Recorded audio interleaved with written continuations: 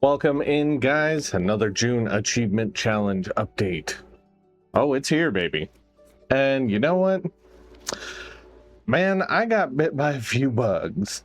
All right, let's look at the current standings. This is as of the current recording being on Saturday.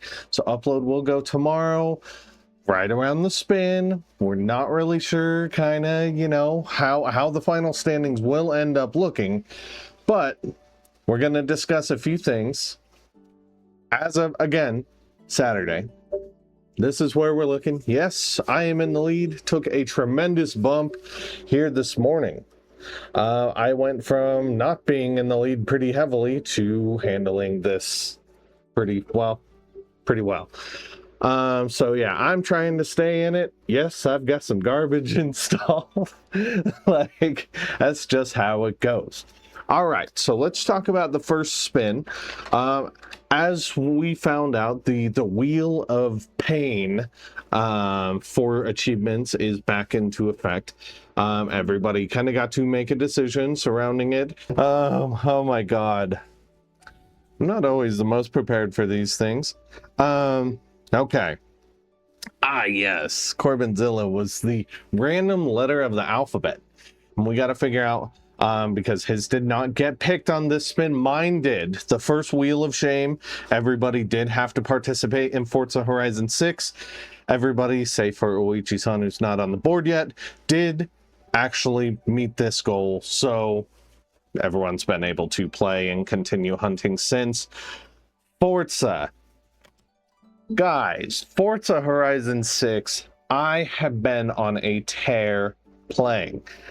I had all them get 3 achievements, sure, but I have been almost non-stop exclusively playing that game this week.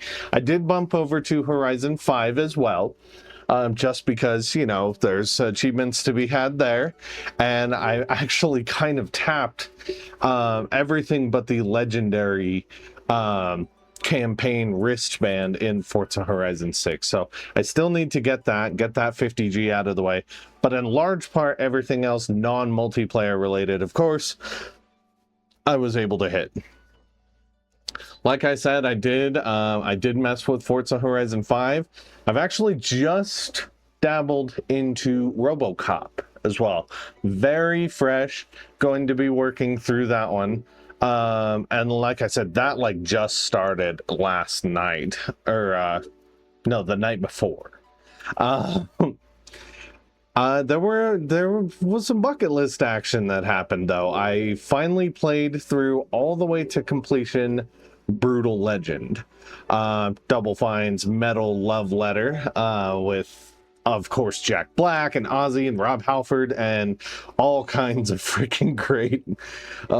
Dude, that game, it's unfair because that game has the best soundtrack in all the video games, and it's totally all licensed music. It's really fun. The stage battles are just, they take so much away from that game, sadly. And they become like the core mechanic as you're playing. It's so unfortunate because there's so much in that game otherwise that is so incredibly well done.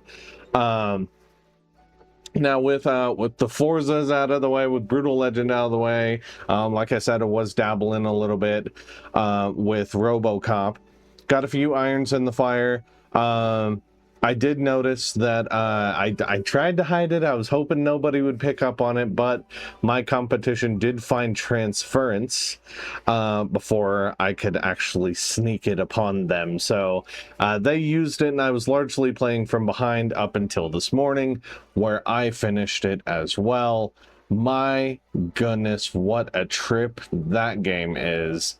Like, it's both an auditory and a visual just kind of spectacle.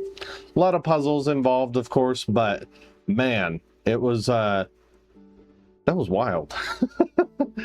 Next up, I went and observed my competition to dig up Pigeon Simulator. Got all but one achievement in this game. The final achievement's kind of a slog, fully maxing out your pigeon. I didn't die, thank goodness, because I guess you lose all your progress if you die at any point.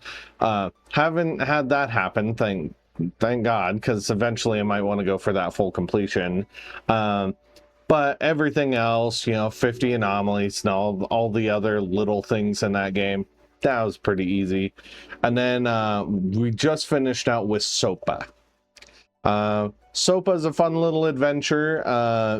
It's a frog steals your nana's potato, and all hell breaks loose from there.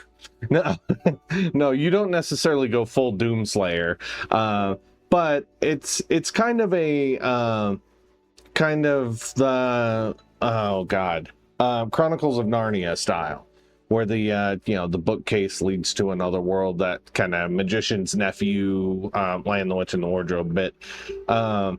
It was fun. It's just a neat little game. Reminded me of like Colibra and Dordogne, other games that are just kind of a vibe, kind of an experience.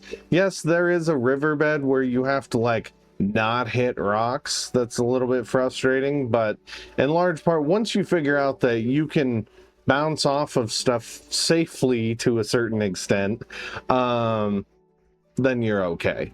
But as I digress, guys, that is what leads us to here. That is what leads us to the current standings.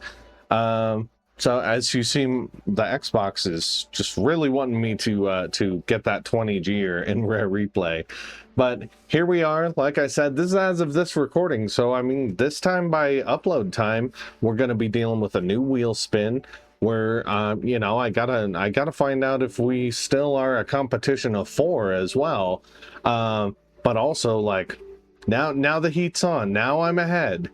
So we got to try and stay that way.